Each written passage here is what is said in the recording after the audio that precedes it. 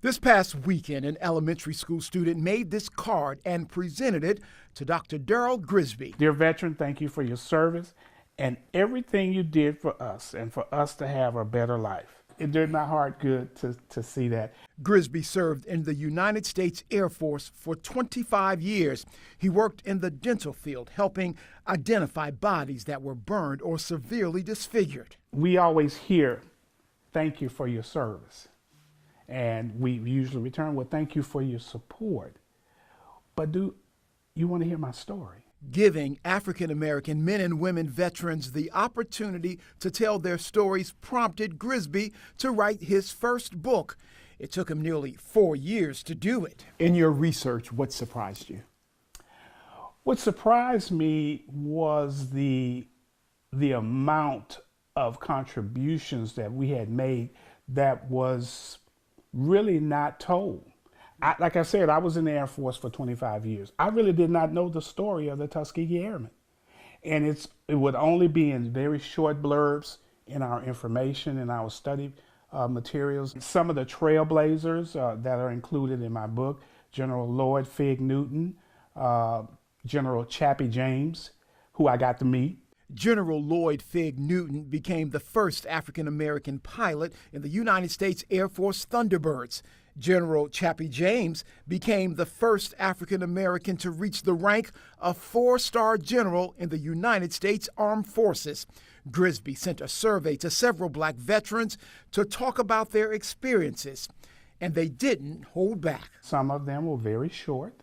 Some of them were very long, telling their stories, how they had to persevere through obvious discrimination, how they had to be educated at higher levels just to be promoted along with everyone else. And sometimes the frustration that they would have to go through, knowing that what was happening to them was not right. Grisby says he could identify with what the veterans told him. We were called the N-word. We were punished. In the Air Force. Oh, yes. And that's detailed in my book also. And we couldn't really fight back because we would have been more severely punished. Arthur Wilson appreciates Grisby telling these stories. He calls it risky. It's always been played down as just be quiet, we'll move on.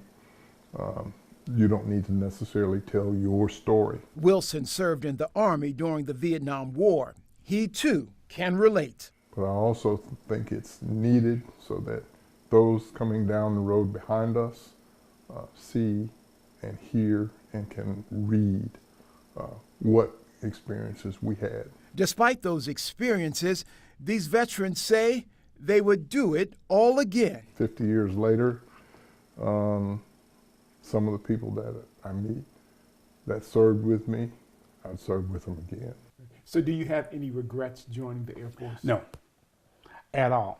Not at all. And that's one of the things I detail in the book, because the book is not a hit piece on the Air Force. I came in at 17 years old. I retired at 42. I became a man in the Air Force.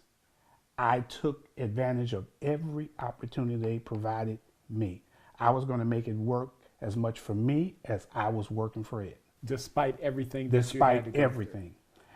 Because of the GI Bill and because of me being in, I was able to achieve 5 degrees and did not pay a dime, don't owe student loans. This veteran turned author looks back on his time serving his country. His pictures and awards tell the story. The pictures and images you don't see are saved for the experts. Wilson and other veterans have been going to one for the past 11 years. We get together every week with a counselor so that we can talk about issues and things that happened to us over the years.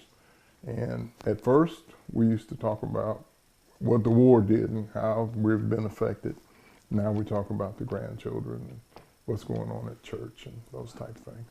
It appears time can heal some wounds, while Grisby and these veterans believe it's always the right time to tell and hear a story of an African American veteran.